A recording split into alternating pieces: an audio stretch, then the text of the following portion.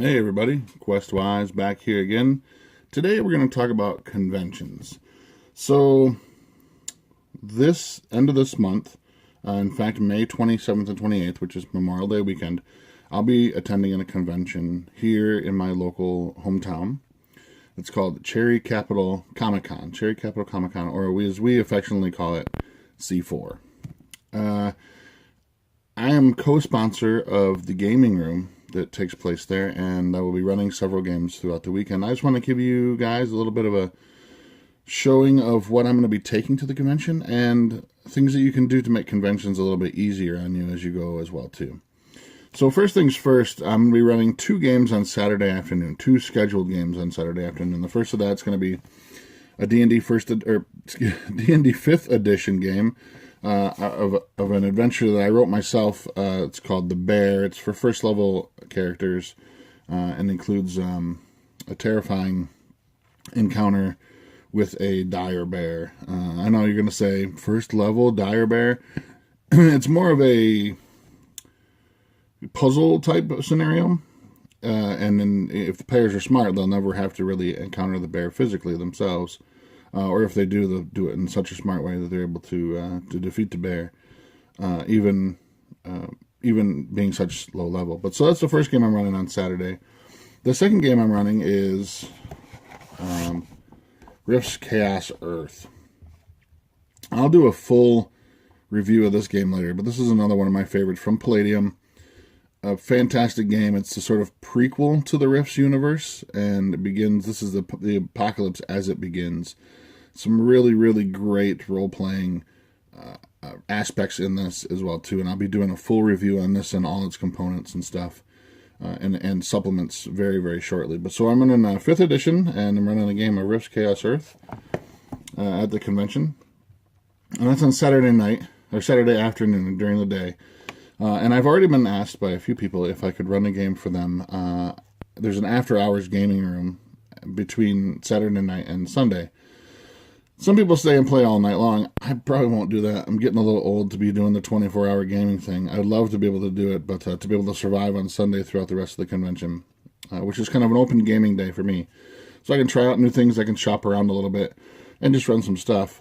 But I've already been asked to run some after-hours stuff, just kind of on the fly, some one-shot stuff to introduce some people to the games, and just for fun, for people who can't attend. So maybe some of the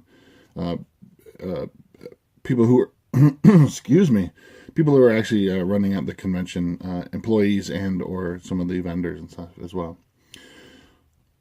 So that's what I'm running. But I wanted to talk to you guys too a little bit about how you, being a game master at a convention, you can make it a little bit of an easier experience on you. There's a couple of things you can do, and things you want to make sure that you always have. First and foremost, dice. You should always make sure you have dice. As a hardcore gamer, you're probably already carrying dice with you everywhere you go. I know I do, just in case something pops up. But dice, and not just your own personal set, but carry lots of dice.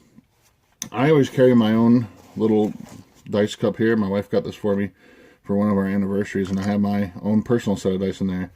But, being a gamer, I have tons of extra dice. So I bring extra sets of dice with me in this little black bag, just in case somebody shows up, they weren't anticipating playing a game, and they don't have any dice with them, or if they've never played before, I have some extra dice for them here.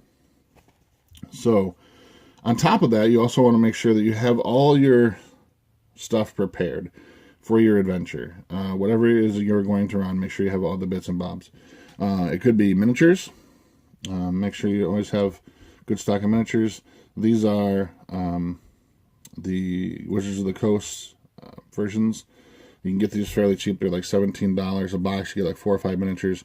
Pre-painted, really nice plastic, ready to go. If you're, want to get really hardcore, you can, bring your own metal miniatures, paint them if you wish.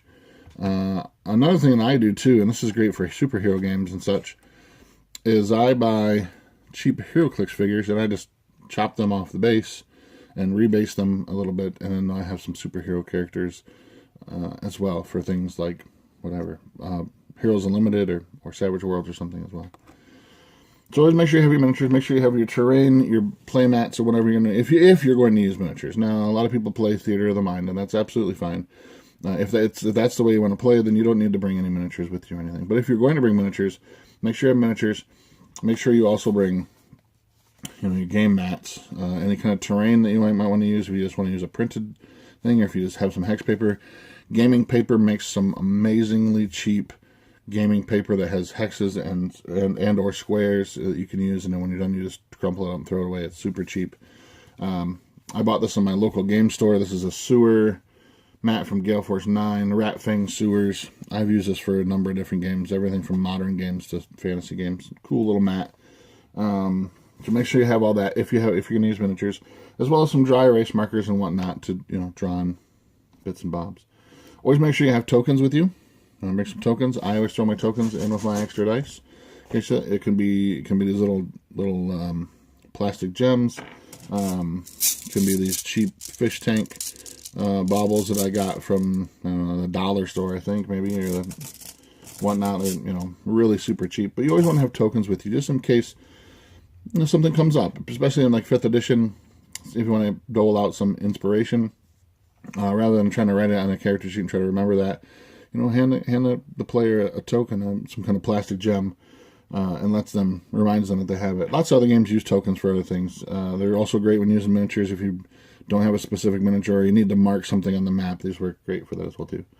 Make sure you have your character sheets. Most times when you're running a convention game, you're running a one-shot, and you are providing all the information and all the products for the players who are coming, which means pre-generated characters. And so you want to make sure you have those all in advance. You have those all filled out. You have them all ready. Double check them, triple check them if you need to. I don't know how many times I've gone to a convention where I've thought it had everything, and I'd hand somebody a character sheet, and they were like, "Hey, how come I don't have any weapons here?" And you're like, "Because I never double checked the sheet." So make sure you have your sheets handy, your pre-generated characters. Make sure you double check them, triple check them, just to avoid those kind of embarrassing situations and fumbling to try to figure out what needs to be fixed. Also, in addition to the things that you plan on running, bring other stuff with you. Bring, if you're really confident of, running a particular system. I'm the same with the 5th edition and with Palladium stuff. Pack a one-shot. Bring an extra little doodad, a little scenario that you can play. That someone's going to ask you after hours. Hey, can we run a game real quick? Or when you're not running a game in between sessions, hey, can we run something real fast? Can you teach my kid how to play? Whatever it happens to be. And it's always nice to have some kind of a little scenario already kind of pre-generated so it's ready to go. It doesn't have to be very long, an hour long or so, whatever it might be. But just something completely separate from your main game that you want to run. One of the games I find that's really amazingly easy to bring and run would be like Dungeon World and or Savage Worlds, because they run very quickly and they're easy to make characters fairly fast, in case you need to do those kind of things. Another thing very important, bring hydration, bring water, bring a water bottle with you. You're going to be talking a lot if you're running a game. You want to make sure you have lots of water, and sometimes the water is not always very accessible, or if a soda or something's going to be super, super expensive at the convention center. It usually is, or wherever you're holding the game at. But make sure you just bring a water bottle with you, or your favorite beverage. Just hydration, make sure you have it with you. It's not always so easy to break away from the table real quick to grab a drink of water or something. I also recommend bringing some snacks. I always throw a bunch of granola bars in to my backpack when I go.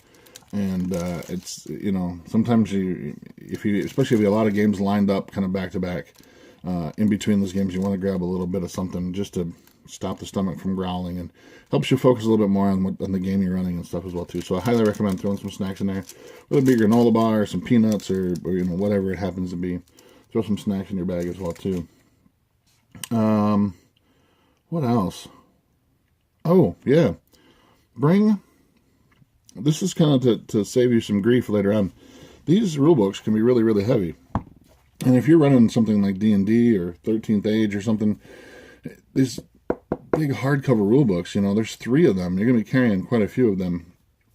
To cut back on a lot of this weight, bring the book that you really need. So bring the player's handbook. This is where most of the rules are going to be in anything anyway. So if this is the main core book that you're going to be using, just bring this book. What I do is I have a bunch of these. This one just happens to be my current one that I'm using. But I have several of these from different makes and whatever. But the little notebook, and I put all my stuff inside here. So what I do is when I'm designing an adventure for a convention, let me see if I can find a character thing here. When I'm designing, yeah, okay, here we go. So when I'm designing an adventure, I always script out all my NPCs, all my adventures in here. You don't have to write out the whole adventure in these things, but what you can do is that you can use an outline or bullet journaling, however you want to do it, to break down how you the important aspects of the adventure that you're going to run. So you don't have to, you can reference it on the fly and kind of understand. I like to run games very improv because I know that players will always do things you don't expect. So the way I like to run is I like to sort of just make a brief outline of the events I want to happen, and then I script out all the NPCs that I want to have. These are my villains, the villain NPCs. I have, I have little quotes in here by different people I can just kind of reference really quick. I do have locations of note of things I want to do. I scribble in here. I have these are some of my NPCs that are going to be friendly to the PCs. This is Ivan. He's a 9th level human transmuter. He's going to be helping them along the way and stuff as well. So a little notebook is really great. And then all you really have to do is bring this one core book and you're ready to go. You got some dice. You're ready to play a game. You don't have to carry a Dungeon Master's Guide with you because you can write all those little notes in here. The treasure, all that kind of stuff can all be right in here. I've also done some things, and I don't know if I've actually done it in here. One of my other notebooks, I actually did like in case they decide to talk to the innkeeper and you never expected them to talk to the innkeeper. In one of my notebooks, I have a random list, a D30 list, just because I love rolling 30-sided dice.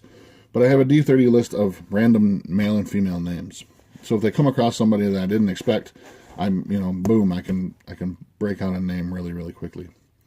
And so that saves a lot of time. This saves a lot on your back. You're going to be carrying this stuff around all day long before you can go back to your hotel or back to your house or wherever, if you're close to your home, those kind of things. This is going to save you a lot of pain over the day by just carrying, the core book that you're going to need the rules for in case you need to reference them and all your information in here. The other thing I like to do as well, sometimes if I have multiple enemies that are going to be encountered at the same time or multiple traps or whatever, you can use note cards, and I copy the notes right out of here, my stats for my villains, and I just copy them on note cards so I have them quick reference laying right in front of me the whole time.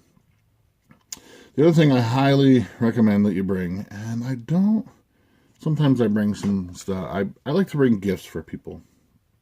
So a lot of times I will, if I'm running a game, especially here in town, one of my favorite local game stores is here, and the convention's right here in town as well too.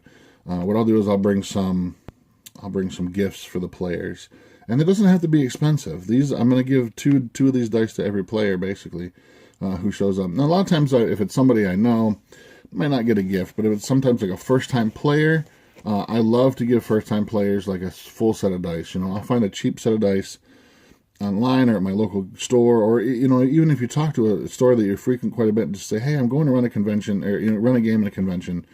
Really love to give some new players some incentive to come back and play a game again. You pitch in, or will you donate a set of dice, or whatever. So usually one person at my table, if they've never played a role-playing game before, they'll get a free set of dice on me just to start their own little career. The other people, if they've played before, but maybe they're new to the area, they're just visiting, whatever, what I do is my local store is called TC Paintball or the TC War Room. They're both the same store. The TC Paintball, of course, is paintball, and the War Room is the role-playing and miniatures side of things, board games. But what the owner does is he has these dice made with his logo and stuff on them for the War Room. And what I'll do is I'll buy a bunch of these, and I'll give, 2 of these away to people who are visiting from out of town. This gives them some incentive to look him up, when they're not in town, or, on the web, or if they are in town, to swing by the store and kind of check this out. It's a way for them to remember the game as well, too. people are going to come to conventions. They're going to be playing lots of games. And one way to get them to remember things is if they have, a cool thing to take with them, and they're going to go, "Damn, that was such a great D&D game," or "Damn, that was such a great Rifts game," whatever it was that you're playing. So little gifts for people. It's always a phenomenal thing to kind of let them leave with. But that's about it. Those some tips and tricks for you if you're going to a convention, and if you're going to be in the area, in the Grand Traverse area or the Northern Michigan area.